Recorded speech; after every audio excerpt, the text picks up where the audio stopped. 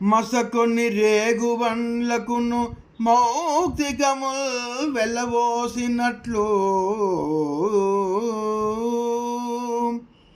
మసకొన్ని రేగుబండ్లకును మౌక్తికముల్ వెళ్ళబోసినట్లు దుర్వ్యసనము జంది కావ్యము దురాత్ములకిచ్చిది మోసమయ్యే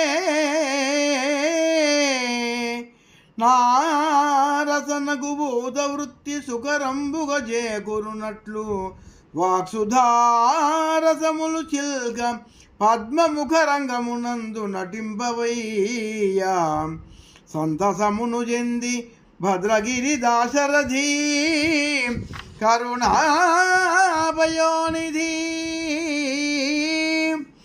రేగుబండ్లు తినడానికి ఆశపడి వాటి బదులు మంచి ముత్యాలు ఇచ్చి ఆ పండ్లు కొని తినట్లుగా దుష్టమైన అలవాట్లకు లోనై దురాశకు లోనై మోసపోయి నా కావ్యాన్ని దుష్టబుద్ధులైన వారికి అంకితమిచ్చినాను.